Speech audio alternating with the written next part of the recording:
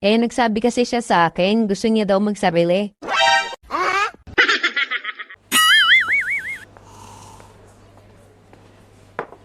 Friend, gusto ko magsarili. What?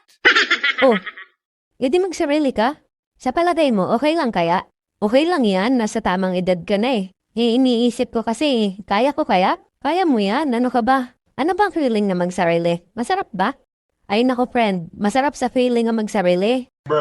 Kasi alam mo yun, walang nakikialam sa'yo, walang pumipigil sa'yo. Lahat ng gusto mong gawin, magagawa mo. Ang tanong lang dyan friend, kaya mo kaya?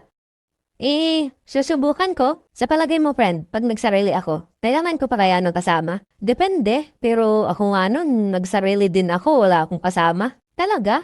Oo, bago pa kami magsama ng asawa ko, nagsasarili na ako. Oo nga pala. O ba? Diba? Alam mo naman yun eh.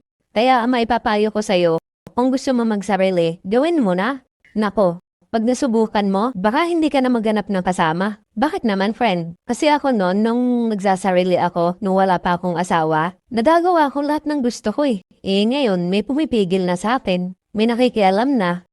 Namimiss ko nga yun dati nung nagsasarili pa ako eh. Sige nga, susubukan ko ma. Yan, kailan mo balak? Depende, baka bukas o kaya sa isang araw. Kaya lang friend, paano yun? Pag nagsarili ka, paano yung boyfriend mo? Paano kung gustong sumama? Nako friend, parang ayoko muna. Kasi alam mo yung boyfriend ko, parang hindi pa siya marunong magsarili.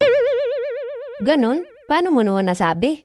Parang wala pa siyang alam. Hindi pa marunong. Talaga? Samantalang yung ibang lalaki dyan magaling na magsarili. What? Yung ibang mga lalaki nga dyan nasa edad 15 pa lang marunong na. Tapos yung boyfriend mo, hindi pa man lang marunong. Ano ba yan? Dapat kasi tinuturuan mo yan eh. Paano ko tuturuan friend? Kung ako ngayon ko palang susubukan magsarili. Kung sa bagay, ganito na lang friend. Pag gusto mo na magsarili, tawagin mo ako. Pupuntahan ka namin ng asawa ko. Para, siyempre tutulungan ka namin. Ano ka ba? Kaibigan kita eh. Okay lang kaya sa asawa mo? Baka naman nakakahiya. Hindi, ano ka ba? Okay lang yun. Ayun, buti na lang. Salamat, friend. Tsaka, magpapaturo na rin ako sa'yo kung paano magsimula. Mahirap din kasi bago pa lang ako, wala pa akong alam. Walang problema.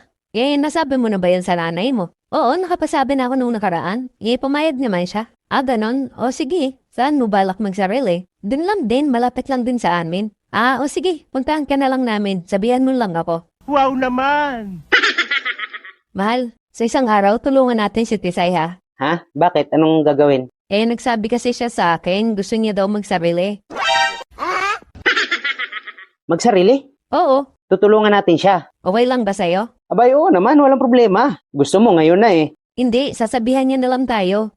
O sige, talagang dalawa pa tayo, no? Anong dalawa? Ikaw lang, panunoorin lang kita, no?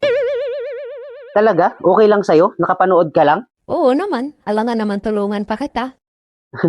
Ayos to magkaibigan na to ah. Kakaiba na iisip ah. Talagang naghahanap ng thrill ang dalawang ito. Huh?